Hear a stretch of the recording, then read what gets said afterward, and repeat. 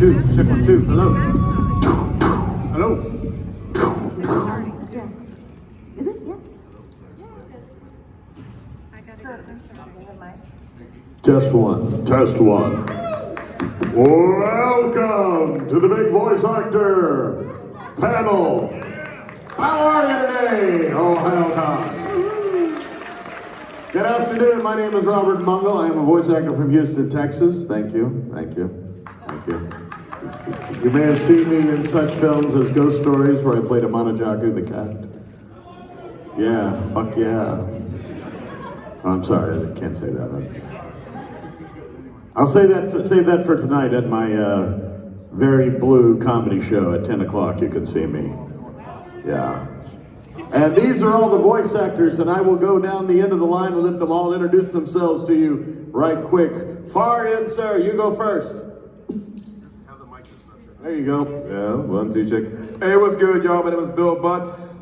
I'm a voice actor living out of LA. Things such as Honkai Star Rail, where I voice Albert. Little show called One Piece, where I play Captain Jack. Bleach, Master Masculine, and the list goes on. Either way, your boys happen to be here.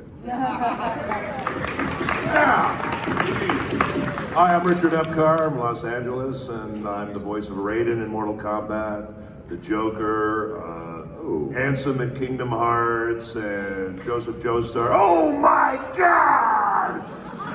And thank you, and 1,200 other crazy characters. Hi there. I'm Ellen Stern. I've been doing this for a lot of years. I'm the voice of Agatha in Pokemon. Go Jenga! I'm the voice of Masaki Kurosaki, Ichigo's mom in Bleach. Ichigo, where are you? I love you. No, I don't think so. It's not your turn. I'm a bunch of voices in Lupin the Third. I'm the voice of Haraway in Ghost in the Shell Innocence. I have done a lot. I don't remember. I'll talk about it later. Bye. Yay, Ellen. Hi, I'm Beau Billingslea. I'm also from Los Angeles. I voiced Leroy Smith in Tekken 8, Fourth Raikage in Naruto, Jet Black in Cowboy Bebop, and just a lot of other stuff. But it's great to be here, and it's great to see you all. I'm Zach Aguilar. I'm not? No. He's busy signing. He's undercover. I'm Joshua Seth, better known as Ty on Digimon. Tetsuo and Akira. Leave me alone. Young Knives and Trigon, Hige and Wolf's Rain. Lots of others that are escaping me right now because the pressure is on. But thank you for being here. I'm also Joshua Seth. Wait a minute. My name is Tom Fawn. I'm originally from New York and I live in LA, and this is my beautiful wife Dorothy. We'll get to her in a second. And you might know me from Agumon on Digimon back in the day, and I died on an episode of Cowboy Bebop. That's one of my favorites.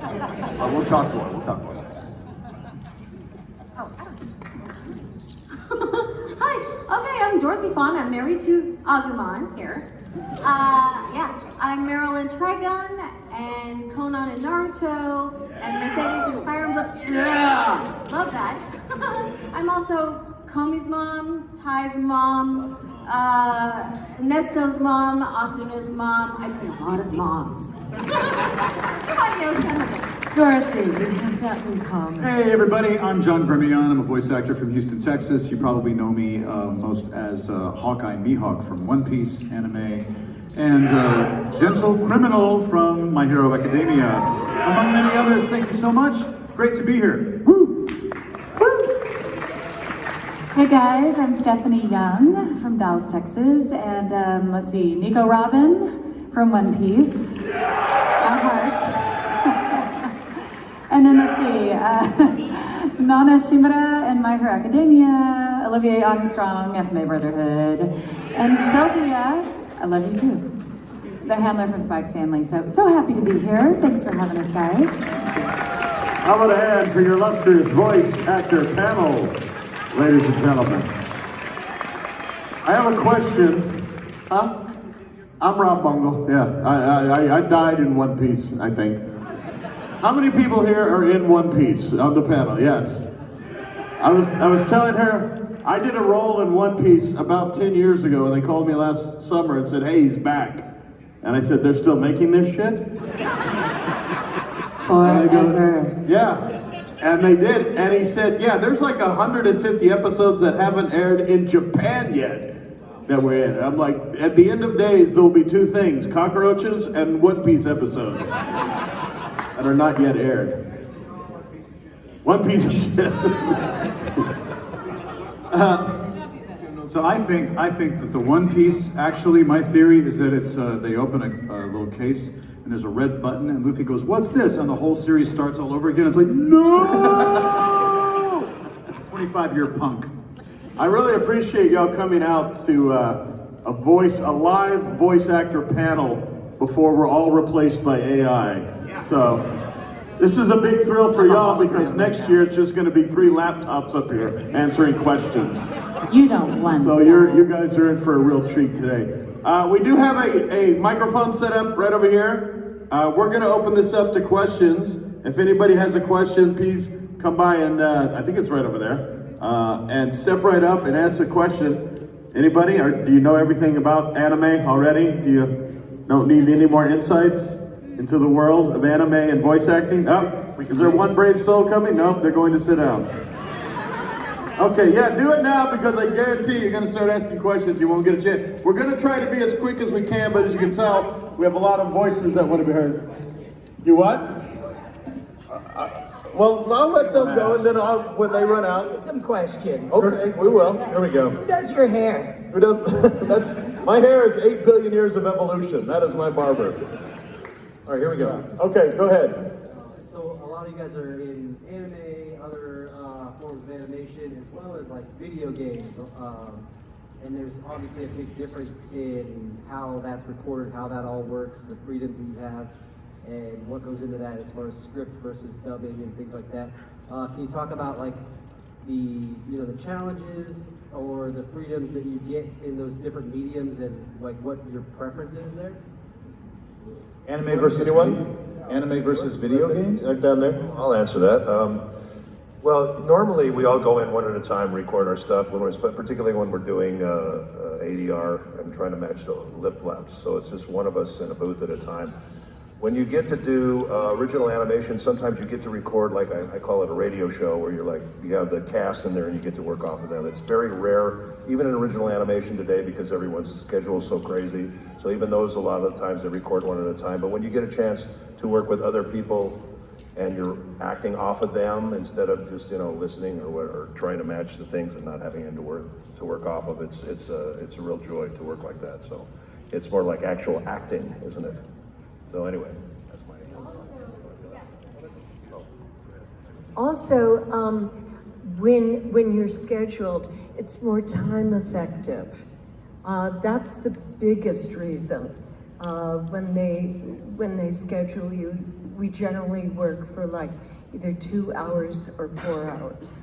So anyhow. I noticed that when I'm recording video games, at least the video games that I've recorded, like one for My Hero and one for One Piece, it's a lot more disjointed. Like there's a list of just exclamations and grunts and stuff that you have to, because you're doing a battle game or reaction. So it's just like, more, and that's, that feels a little less, it's harder to act that necessarily because you don't even have a script to go off of. So I prefer doing anime myself. Well, I will say this though, about there are different styles of video games. In Fire Emblem, of course, it's like character driven. So we actually have dialogues that we go through, one like line or 3 lines at a time. You're lucky. And it's really, really fun because you don't have to match lip flaps or anything. You're just recording the video game, your character's lines on the screen. And it's so much more freeing than having to sit there and read the line and match the lip flaps of anime and get it in the timing perfectly. Yeah, So I got a fun question for you to kind of go back to it. Do you ever do like theater at all, or? Yeah. When I was real little. Cool. Sometimes different things you record have different levels of energy and tension and things like that. We'll go with like a JoJo's Bizarre Adventure. I play a psychotic man named Chocolata in that show. So, put bluntly, think about how you're acting to the back row. But now you're bringing that to the microphone because it's loud and energetic and like full of life, right? And you have to do things like the grounded read, which is like right now, as I'm just talking with you as a regular person. And it depends on the project, what you're really doing with it. Like, it could be prelay, like I mentioned earlier, where it's like a little radio show, a bunch of people kind of sit around a microphone talking. Or it could be anime where it's line by line, or maybe 3 lines at a time, and you've got to match the flaps down to the second. Which I want to say, anyone who dubs, it is the hardest thing you can do in the business. I do on camera, I do theater, and I still do voiceover video games. It is the hardest thing you can do. So by all means, y'all who listen to the dub, thank you. How many people have done video games? You've done, all of you? I've done 2 video games. One was the second round of, oh God, what's it, the guy with the space hat? I know. Dang it. No. They just made a live. Anyway, I died 40 times in it and had no dialogue. That was my point. I got to say 16 different ways. All right, so who's next up there? So over the course of the decades, of course, anime as an industry in the West has changed significantly. There's so much that goes into the process. There's localizing, translating, dubbing, so on and so forth. Now we're seeing the sort of threat of AI. Over the years, how have you seen the industry change in significant ways as anime has become more mainstream? Halo, that's what I did. I just remembered. Sorry. I could answer this. One of the hugest things, Richard and I both started working 40 years ago, so we've really seen the evolution. One of the biggest things is when we started, you had nothing but time code up on the screen. And I'm sorry also. There were no beeps when I started. We now work with beeps. You'll hear beep, beep, beep, and you talk on the imaginary 4th beep. But then it was just time code, so you had to watch the screen, see the dialogue, and match it. So what happened was that we became very good at sync and acting and dubbing. But now, you can with Pro Tools, it's true, they can stretch it and stuff. You don't have to be exact like you used to. Stretch and compress. Exactly. You can fix it in post. Yeah, and just so you know, if you don't know, time code is when you've got the animation is scrolling on the screen and there's this row of numbers just going tick, tick, tick, tick, tick, tick, tick at the top.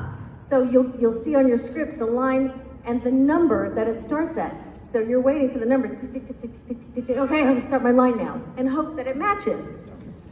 I think, I'm sorry. Just wanted to say, the other thing was, when we started, there was a joystick that the engineer was working with, and now it's all computer. It's all Pro Tools. We used to have, I started recording in the late 90s and everything was on VHS, and you had to pick between sub and dub. The VHS tape cost, what, $12 a pop, and now for, less than that, you can download and stream today any anime that you want. That's a huge difference. We used to work off paper scripts, and it wasn't instead of computer screens. And the one thing I'm kind of happy about is that I'm glad I started a long time ago, because a long time ago, anime was like a little nerd in the corner of the party. I mean, you got thrown in your locker if you liked anime in the late 90s.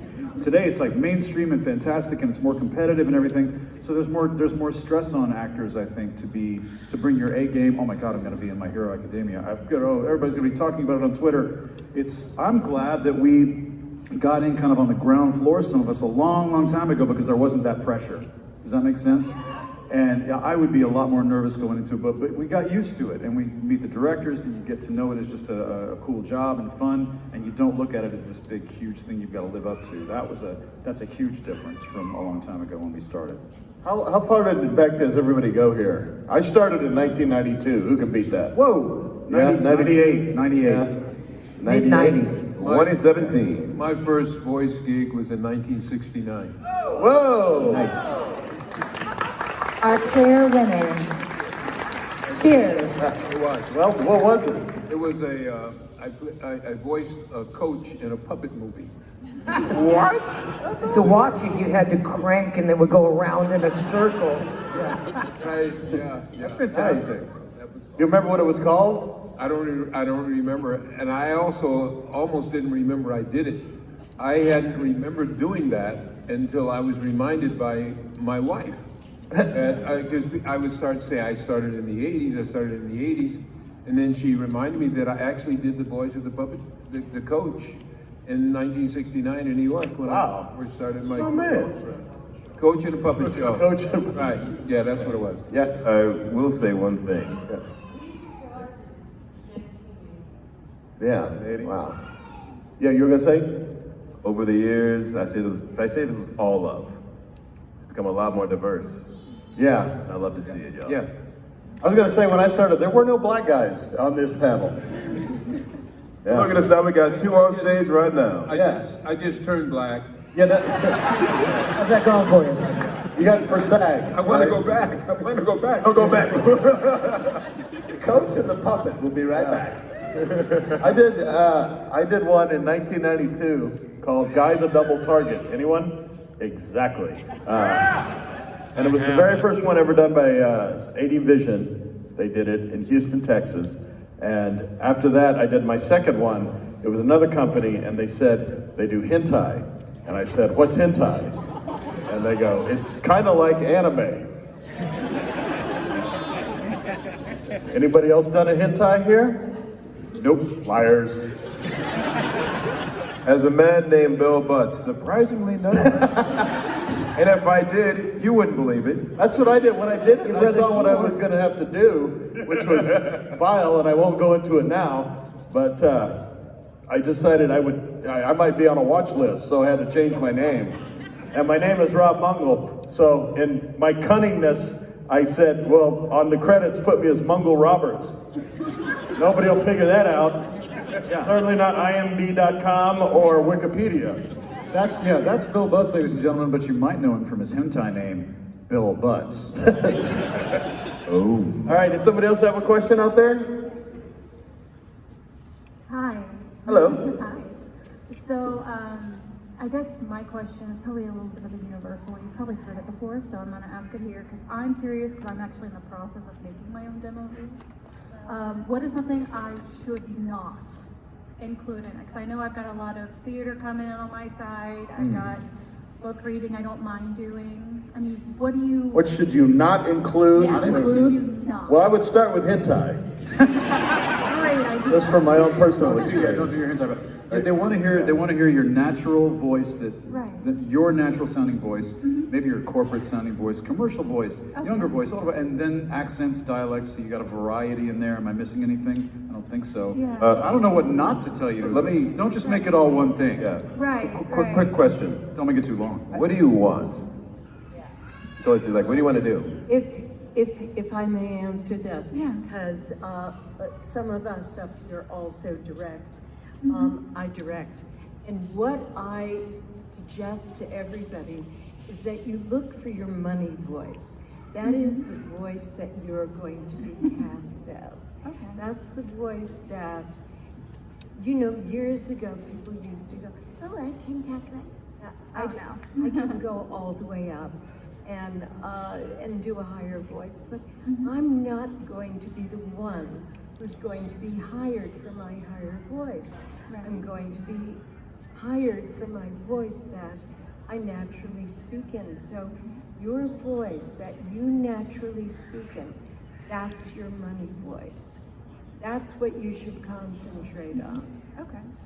I feel like the voice I'm using right now is my best voice. That's your money voice. Yeah. I can't see you in these lights, and that sounds great. Oh, thank you. I just know you from your voice, and I'd hire you.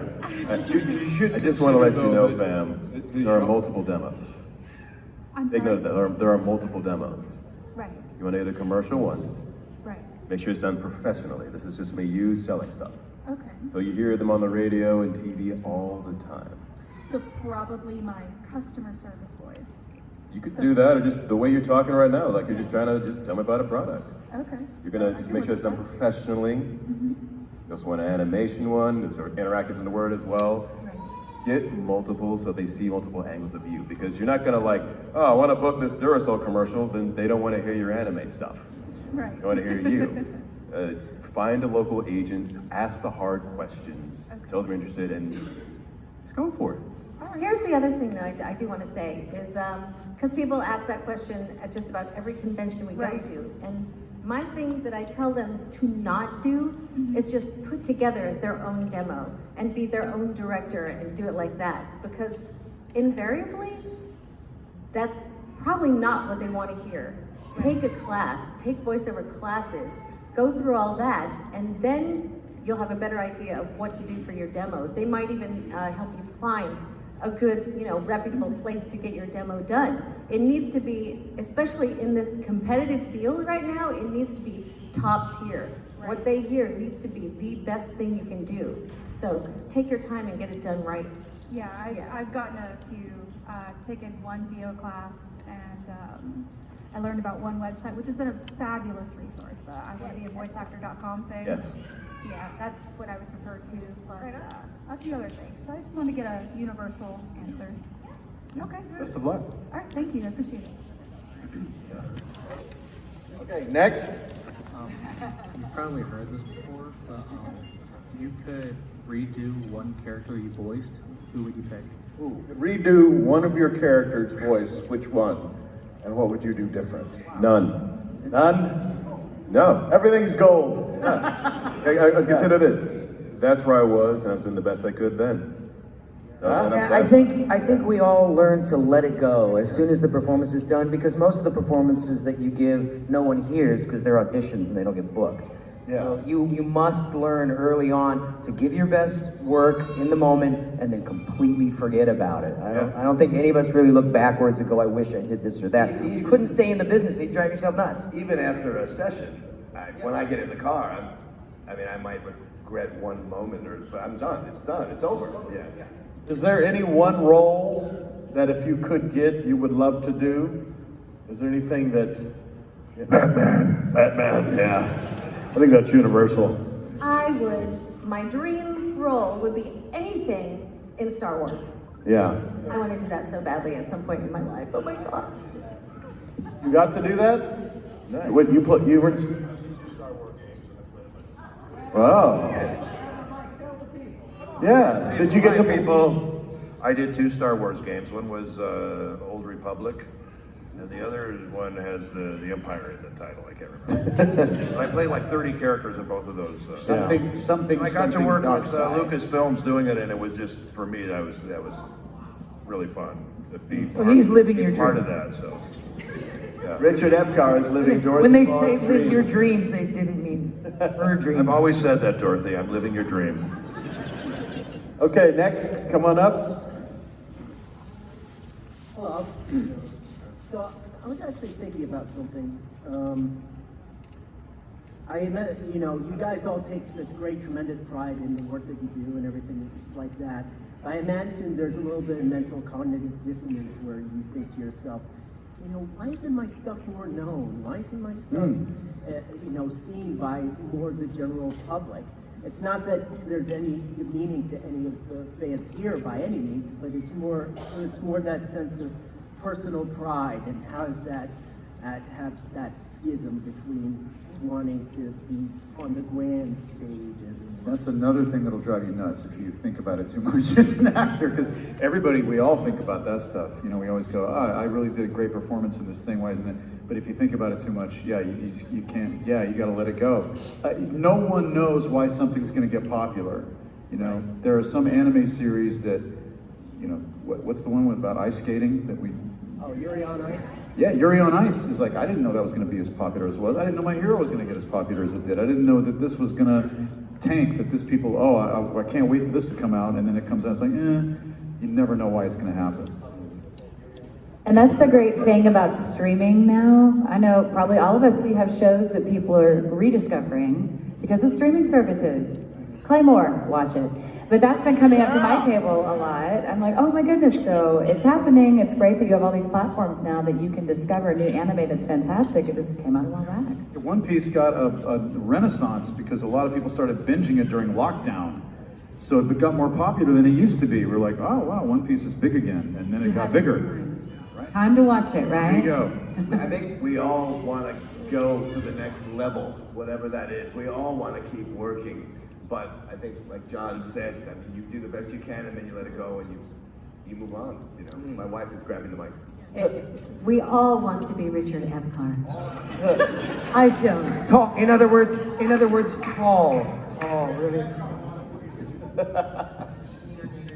You know, if I can just say this, I'm really okay with my work not being seen. I do on camera, and I do film and television, and then I also do stage, and that's where I'm seen.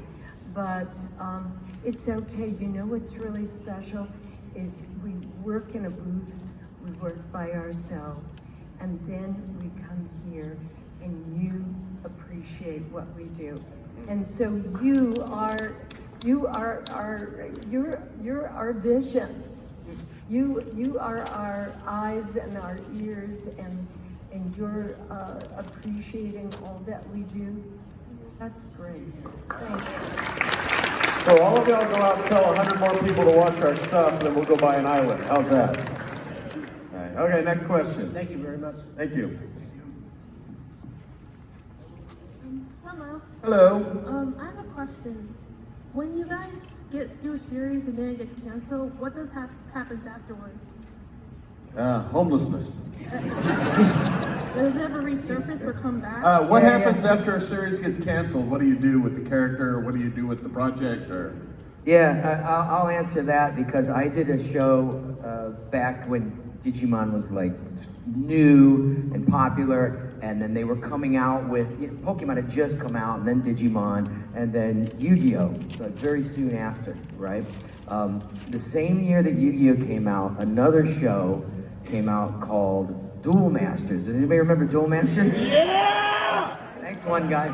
Yes. So I was... He's just yelling at everything. He's never even watched any anime. You're a good hype guy. You're a good hype guy. My impression of you. Yeah! All right. So Duel Masters we thought was going to be huge because it was Magic the Gathering anime, right? Just like Yu-Gi-Oh! Was the Yu-Gi-Oh! Card game, was the anime for the Yu-Gi-Oh! Card game. Duel Masters was the anime for Magic the Gathering, the card game. I've always thought that the problem was that nobody knew that, right? Because of the branding was a different name. So I was the main character. I was basically doing Tai, but it's Shobu. And we had a big push. They actually sent me around to other countries and things to do TV and press. And this was before in the internet. Yeah, that's how I ended up going to the Comic-Cons in Australia and New Zealand and stuff in the early 2000s. And before there was AOL, before social media, okay? Before social media. Yeah. They don't remember. Yes, long ago. Young people, there was a time in the Dark Ages. You damn kids with your fun. No puppets, though. There were no puppets. It was post-puppet, pre-Twitter, and in that area. Yeah. Anyway, it lasted one season. It was crushed by Yu-Gi-Oh! Because they were pretty similar concepts, and nobody told me that it's over, right? That's what happens. They don't tell us anything, and we find out like when you guys find out. So here I am, like expecting, it to continue, and I'm going, wow, why am I not getting another call to go back in the session? Where is the next season? And you never know. So I don't think that has changed, right? They don't tell us. We find out pretty much when you guys. They don't tell you when you don't book a role, and they don't tell you when the series is canceled, and we find out when you find out, and then the best you could do is try to discern which rumor might be true as to why. It's Every time I go into the booth, I'm convinced this is the last time I'll ever record anything. That's fair. Every time I go in, I'm like, no, okay, this is all over. You know, whatever. You never know why. Never Not know. really. Yeah, Not Unless really. you're doing One Piece. Yeah, unless you're doing One Piece. This is going on forever. Yeah, that's. They say there's no such thing as a perpetual motion machine. They're wrong. It's One Piece. You know what? Let me level with you. When, It's good. when a show ends, you go, what's my next Yeah. audition? That's what we do. You know that everything that you're going to be doing is going to end. It's kind of like having a pet. You know that eventually we're going to leave you. Man. Wow. Wow. Wow. But your puppet isn't going to be with you forever. Really in front of Beau? I love it. Down the toilet. We're all on a, put up like we're all on a put a bit of a wheel wall. of death. We'll all end one day. And, Have a good it time ain't like this that, weekend, man. kids. Because it will all end slowly into a cold death in an uncaring universe. And scene. Thank you. Go ahead, Bill. It ain't that deep. Let Bill It ain't that deep. Sweet black Jesus, y'all. My God. Who hurt you? Is it all four? Somebody give Josh a hug. Dang. All right. Real talk. We separate ourselves. We're not our characters, but we still love what we do. And sometimes you read for a ton of roles. Maybe you book it, maybe you don't. But for example, there's a show called Mia. With the dad on that, we're like a few episodes in, find out it's ending on only about a dozen episodes. Damn. Well, it was fun. And sometimes shows come back. Mia did the same, and a few other shows as well. But at the same time, we have fun doing what we do, y'all. Sometimes they get canceled, sometimes they don't, but matters is we take it day by day and we love what we do. It's like that. Yeah. I have to make a comment about that. One of the first shows that Ellen and I worked on, and some of the people on this panel worked on, was Robotech. Hey. Anybody heard of Robotech? Remember Robotech? Yeah! There's a yeah guy. I love that guy. We're gonna hire you and some. The guy who says yeah a lot. We're gonna hire you. Anyway, I love that. That's great. Anyway, and Robotech, it was bizarre because this is back in the 80s, and we're doing this show, and I go into the booth, and I'm reading the script, and all of a sudden it says, your character gets killed. And I gotta tell you, that was really bizarre back in the 80s, because up to that point, no cartoon characters ever died. So for a cartoon character to die, that was really something. But anyway, I'm in the booth, I'm going, wait a minute, I die? They go, yeah, you get killed in this next scene. I go, that's the end of it? He goes, yeah, then you're done, you're dead. And that was really weird. That's the first I heard of it. Nobody told me, oh, you know, when you come in this week, your character's gonna die. No, I just learned right when I was in there, and that was the end, and they killed me, those bastards. So that's what happens. Yeah. It was like the first time a cartoon character had died. It was like really weird. That has never happened before. So now it happens all the time. They kill everybody like crazy. But back then it was nobody died. Attack on Titan. That's right. And that's why I think that's why anime is so popular, because I think anime really pushes the boundaries and asks the tough questions. Whereas a lot of the stuff that we, in America we produce is very formulaic and always ends on a happy note, and we all kind of know everything's going to work out in the end. Yeah, Disney. So, it's interesting. They really kind of changed the face of animation with that stuff. So, anyway, just thought I'd throw that in there. Yeah. Okay, thank you. I actually would like to append that. Oh. Because what you're reminding me of is why I wanted to be a voice actor in the first place. And this isn't to your question at all, but I wanted to die. No, it was because when I was in film school, I went to film school at Tisch at NYU in New York, and there was a screening of Akira. And I had never seen anime, I'd never heard of it. The edgiest cartoon animation I'd ever seen Looney Tunes really was edgy up until then. Anyway, I came out of the theater, my mind was blown. I'd never seen anything like this. Nobody in America ever had, really. And I decided then and there I wanted to be a voice actor and do that sort of a thing. But there really was no anime business per se. And luckily I had a radio show, WNYU, New York City. And I used the studio basically to make my own demo. and sent it out to LA, got an agent, but it took years to get into what I actually wanted to do because there was so little of it going on at the time. A lot of us started back then when these studios, like Mag 8, for instance, that don't exist anymore, that weren't what you think of as modern recording studios, like with not having beeps and time code and stuff like that. In a sense, it's really not that long ago because we're here, right? And we're all doing it. But this is to your point about changing the face of animation. Animation was just for kids, and then Akira, and then anime, and now you have this sort of edgy, people getting killed, big questions. You're left not knowing or having to come to your own conclusions about what did that mean or whatever. Like, that's the trajectory that it took. That's what attracted me to this in the first place. Hold on. So you saw Akira in the sub? No, I saw the streamlined dub. Yeah. And then, I guess to finish this, so then 7 years later, a director who's passed on named Kevin Seymour called me and said that Pioneer had bought the rights and they had $1 million to redo the script and the music and effects and recast it and re-release it, like nationwide, big theatrical release in the early 2000s. There were no auditions. The producers in Japan wanted me as Tetsuo and Johnny Young Bosch as Kaneda. Let's go. And that was the full circle of like me wanting to be in this career because of Akira and then getting to do it. Hold on, pause, y'all. Did y'all just hear that? We're talking about, someone asked earlier about going after your dreams, like you want to get into voiceover. Give it up right now for a brother who literally saw it, got the demo, and booked a role he crushed in Akira. Respect, my man. Yeah. All right, thank you very much. Next, we got about 10 more minutes, so we're gonna have to be quick, all right? Lightning round. First off, I'd like to recognize Lord Rekage, Tai, and Myotismon, because those are my favorite characters.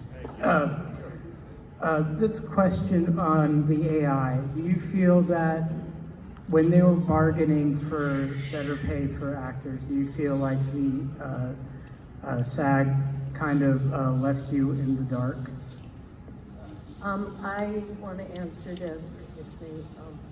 I was on the strike line quite a bit, and I do not think that Fran Drescher, our president, was looking to leave us in the dust.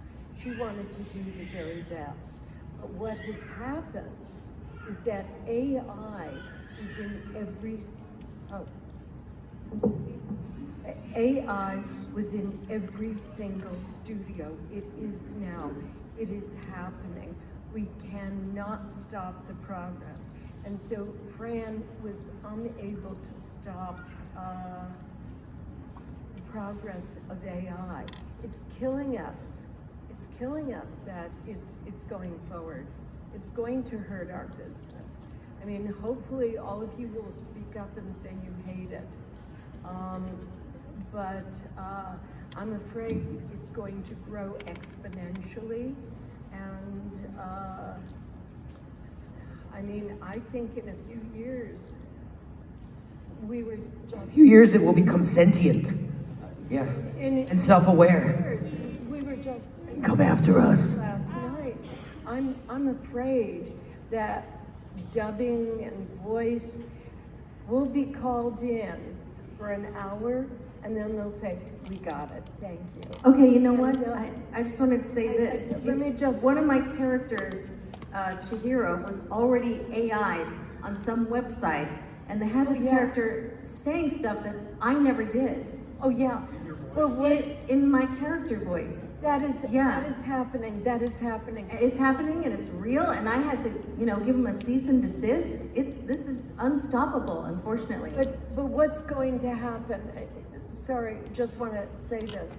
That I'm afraid in a few years they'll call us in for an hour or a half hour, and they'll say we've got it, and they'll AI all the rest of the performance. Yeah. And the Waller groups will probably disappear.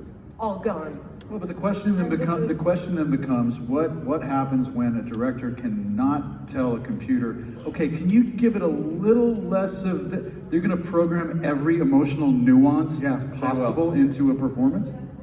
Yeah. They'll get better, but also they'll train the audience to expect less.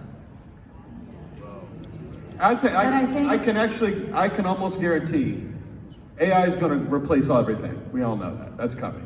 But there's going to be a market, for lack of a better term, or want for a better term, vegan anime, where it's natural voices doing the recording. Right? It will be. There will be an audience that will look for natural anime. Right. Where's the guy who goes, yeah, I want to hear that? There you go. All right. But the problem is that it's not only just us. If you have AI replace, you don't need an actor. You don't need a studio operator. You don't need an engineer. You don't need a writer. You can have one guy type in what he wants to say, and the AI will do it. It will eliminate hundreds of jobs. Not just what you see up here, but all the backgrounds. Not just actor jobs, but engineers, craft services, all the people that support the rest of the industry. Yeah. That's initially when I left the industry 15 years ago, was because of the dispute that I had over lack of residuals for anime contracts. So I don't want to get too in the weeds in this, but we get paid session fees like a session musician, and then that's it. And then the studio makes $1 billion, and that's it. So to me, that was enough for me to say this is not viable. Now, the way that most voice actors are able to sustain this career is because they sort of put puzzle pieces together, like, yeah, here's the piece that you know, me voicing the character on the show that you know, but also, like she said, a walla group, or a looping group, or you get called back because they want you to replace some lines, you get paid the same session fee. Yeah. There won't be any of those kind of sessions, even if they don't, what you said, even if they still have a live voice actor come in and do the primary recording session, they don't need you to come do pickups, retakes, the looping wall, any of the other kind of stuff. So, and with no residuals still, I don't see how it is really going to be viable. I, for one, welcome our robot overlords. Yeah, well, I always say please and thank you to Alexa, because when it gains consciousness, I want it to remember. I'm not actually here right now. I'm sitting on a beach in Florida, and I'm a hologram. Yeah, but I feel real. Yeah. That's right. It's an illusion. Josh, I'd like to order a side of vegan anime and a puppet.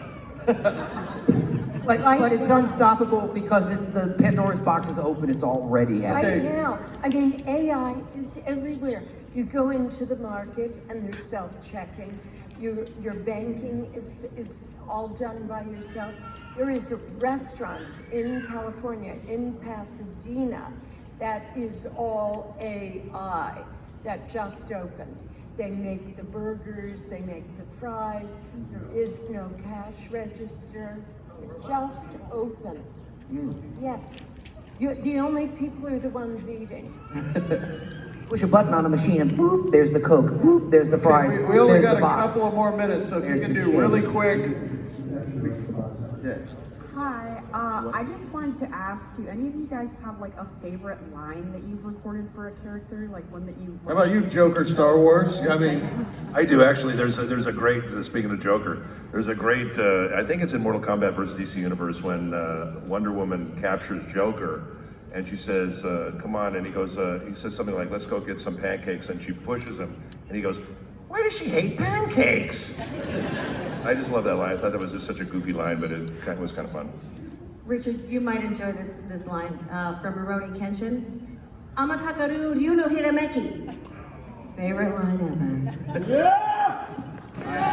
I think that took me 20 days to learn that. I think my favorite line from Gentle is probably, try not to be so dazzled that you avert your eyes as your favorite scoundrel shows off his talents. That's my favorite. That's a class. Classy. All right, we got one more. We're gonna do one more question. Hi, I'm the. Oh, you're so close. I'm the yeah guy. Thank you.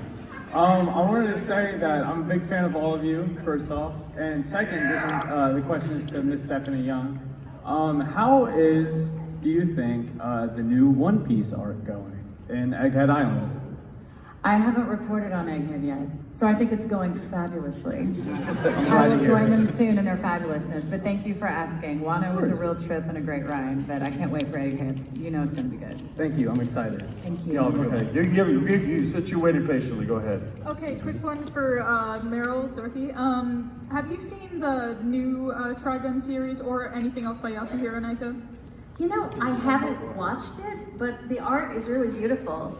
I haven't seen, you know, the new cast. I know Johnny's probably fabulous. One of these days I'll probably get to check it out, but I am, you know, a little biased for the original series myself. Of course. All right, that's about all the time we have. Thank y'all for coming out, everybody. How about a hand for all our voice actors? Yeah! They're all going to be in the artist gallery signing autographs. Come by and see us. Let's get a big photo. Let's get a photo. Wait, we want a big photo, everybody. Bring the lights up so we can see you in a photo. And I have one request. Hype guy, we have a acoustic concert tomorrow at 12:30 p.m. So if you could come. 12:30 tomorrow. You should all come, but definitely hype guy. For music. Thank you. All right, we're taking a picture. And then all you guys, like, Yeah, there we go. Put the light on.